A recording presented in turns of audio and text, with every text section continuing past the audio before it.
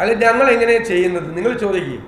ഉമ്മൻചാണ്ടിയെ പോലുള്ള സമുന്നതനായ നേതാവിനെ അപകീർത്തിപ്പെടുത്താൻ വേറെ വ്യക്തികളുമായി ആ വ്യക്തികളുടെ പേരൊന്നും പറഞ്ഞു ഗൂഢാലോചന നടത്തിയെന്ന് ഞങ്ങൾ പരാതി കൊടുത്ത ആ കേസ് വിചാരണ നേരിടുന്ന ഒരാളുടെ സത്യപ്രതിജ്ഞാ ചടങ്ങിൽ എങ്ങനെ ഞങ്ങൾ പങ്കെടുക്കും? ഈ കേസ് അന്വേഷിച്ച CBIയുടെ റിപ്പോർട്ടിൽ ഈ ഗൂഢാലോചന ഉമ്മൻചാണ്ടിയെ അപകീർത്തിപ്പെടുത്താൻ ഗൂഢാലോചന നടന്നുവെന്ന് കൃത്യമായി പറയുന്നുണ്ട്. എവിടെ നിന്നാണ് ഇത് ഒറിജിനേറ്റ് ചെയ്തത് എന്ന് കൃത്യമായി പറയുന്നുണ്ട്. ഉമ്മൻചാണ്ടിയെ അപകീർത്തിപ്പെടുത്താൻ ഗൂഢാലോചന നടത്തിയ ആളുടെ സത്യപ്രതിജ്ഞയ്ക്ക് ഞങ്ങൾ പോയിരുന്നാൽ ഇതായിരിക്കും സംഭവിക്കുന്നത്. പിന്നെ ഈ നവകേരള സദസ്സെന്നുള്ള ഈ ആർഭാട സദസ്സിൽ പോയ CPM നേതാക്കന്മാർക്ക് തന്നെ കിട്ടിയല്ലോ. ശ്രീമതി ടീച്ചർ അല്ല ശൈലജ ടീച്ചർക്ക് കിട്ടി, തോമസ് ചാഴികാടന് വേണ്ട പോലെ കിട്ടി.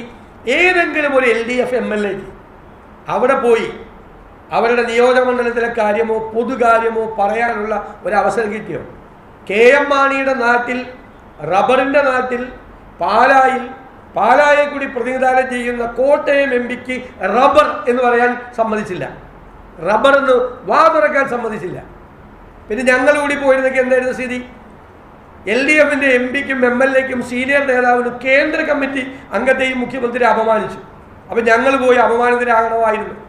മാത്രമല്ല ഇവർ നടത്തിയ ഈ രാഷ്ട്രീയ പ്രചരണത്തിൻ്റെ ഭാഗമാകണമായിരുന്നു. ഞങ്ങൾ പറഞ്ഞത് അടിവരയിട്ട് ശരിവച്ചില്ലേ, ഇത് രാഷ്ട്രീയ പ്രചരണമായിരുന്നു. കേരളത്തിലെ നവകേരള സദസ്സിൻ്റെ 17 വേദിയിൽ വെച്ചിട്ടാണ് കേരളത്തിലെ പ്രതിപക്ഷ നേതാവിന് എൻ്റെ മാനസിക നില തകരാറിലാണെന്ന് മുഖ്യമന്ത്രി പറഞ്ഞത്. പ്രതിപക്ഷ നേതാവിൻ്റെ മാനസിക നില അതാ മുഖ്യമന്ത്രി പറയുന്നത്. നാട്ടുകാരുടെ ചെലവിൽ പരിപാടി നടത്തി സ്റ്റേജ് ഇട്ടിട്ട് കേരളത്തിലെ പ്രതിപക്ഷ നേതാവിൻ്റെ മാനസിക നില പരിശോധിക്കാനാണ് പോയത്.